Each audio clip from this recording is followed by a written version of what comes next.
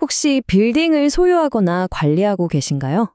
그렇다면 앞으로 건물의 디지털 중추에 대해 아주 중요한 책임이 새로 생긴다는 사실 알고 계셨나요?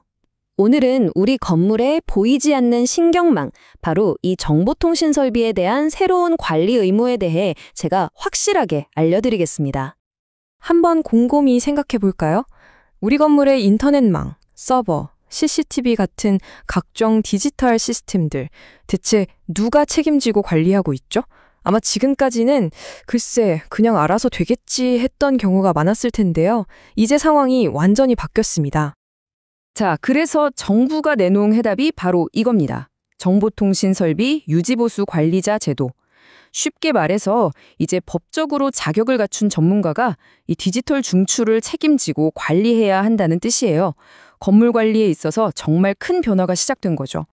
자, 그럼 궁금한 점들을 하나씩 풀어가 볼게요. 그래서 이 법이 대체 뭐지? 우리 건물도 해당될까? 뭘 언제까지 해야 하는 거지?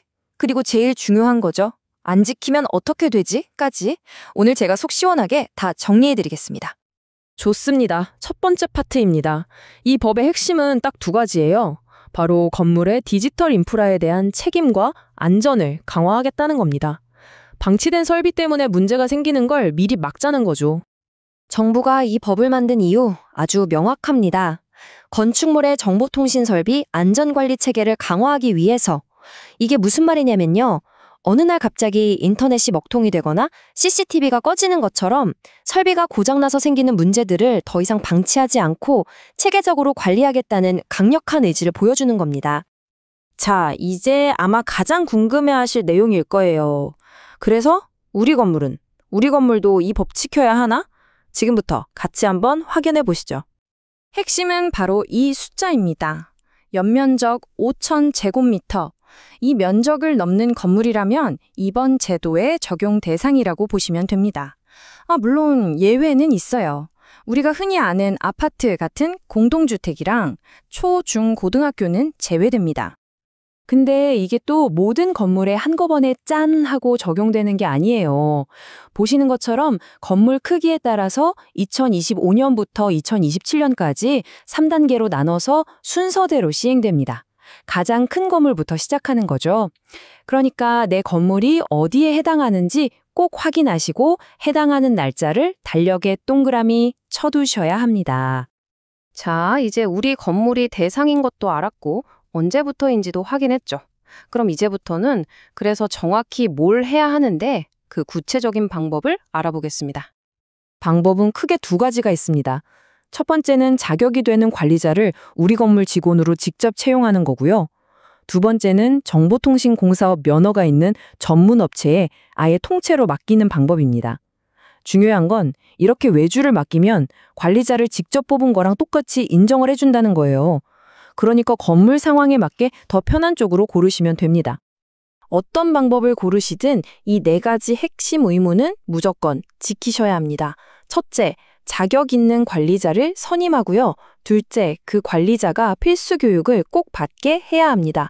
셋째, 정기적으로 설비를 점검해야 하고 마지막으로 그 모든 결과를 꼼꼼하게 기록으로 남겨서 무려 5년 동안 보관해야 해요. 여기서 또 하나 재밌는 게 관리자라고 해서 아무나 할 수 있는 게 아닙니다. 이 표를 보시면 아시겠지만 건물이 크면 클수록 더 높은 등급의 정보통신 기술자가 필요해요. 예를 들어 6만 제곱미터가 넘는 아주 큰 건물은 특급 기술자가 있어야 하고 5천 제곱미터 이상 건물이라도 최소 초급 기술자는 필요하다 이 말이죠. 그리고 등급만 있다고 끝이 아니에요. 이게 정말 중요한데요. 어떤 등급의 관리자든 상관없이 선임이 됐다면 반드시 20시간 이상의 전문 교육을 받아야만 자격이 최종적으로 인정됩니다. 이 교육을 받았는지 안 받았는지가 아주 중요한 포인트가 되겠죠? 자, 이제부터는 조금 긴장하고 들으셔야 합니다. 이 모든 의무사항들 그냥 하라고만 하는 게 아니거든요. 아주 엄격한 기한이 있고 이걸 안 지키면 상당한 금액의 과태료를 내야 합니다. 여기서 꼭 기억해야 할 숫자는 바로 30일입니다. 30일. 법이 우리 건물에 적용되는 날로부터 30일 안에 관리자를 선임해야 하고요. 선임한 날로부터 또 30일 안에 관할 지자체에 신고까지 끝내야 합니다. 이 두 가지 30일 규칙 절대 잊으시면 안 돼요. 만약에 이걸 어기면 어떻게 될까요? 네, 최대 300만 원의 과태료가 나올 수 있습니다. 와, 이거 결코 작은 돈이 아니죠. 과태료도 위반 내용에 따라서 금액이 다 달라요. 제일 센 게 뭐냐면 아예 관리자를 선임하지 않거나 점검 기록을 거짓으로 쓰는 경우 이건 300만 원이고요. 점검 기록을 5년 동안 보관 안 하면 150만 원, 그리고 선임 사실을 제때 신고 안 하면 100만 원이 부과됩니다. 그런데 다행히도 희소식이 하나 있습니다. 정부가 제도가 처음 시작되니까 혼란스러울 걸 고려해서 일종의 봐주는 기간을 줬어요. 2026년 1월 18일까지는 관리자를 선임하지 않거나 신고를 좀 늦게 해도 과태료를 부과하지 않겠다는 겁니다. 물론 그렇다고 해서 손 놓고 계시면 절대 안 되겠죠. 이 기간 안에 모든 준비를 끝내시라는 뜻이니까요. 자, 이제 마지막입니다. 이 모든 정보를 바탕으로 여러분이 당장 무엇을 시작해야 하는지 제가 액션 플랜을 딱 정리해 드릴게요. 복잡하게 생각하실 거 없고요. 이 체크리스트만 따라오시면 됩니다. 첫째, 우리 건물 연면적과 시행일 확인. 둘째, 직접 뽑을지 외주 맡길지 결정. 셋째, 건물 크기에 맞는 관리자 수소문하기. 넷째, 관리자 찾으면 20시간 교육은 필수. 그리고 마지막으로 제일 중요한 거, 30일 안에 선임, 또 30일 안에 신고. 이 마감일은 달력에 꼭 크게 표시해두세요. 오늘 제가 준비한 내용은 여기까지입니다.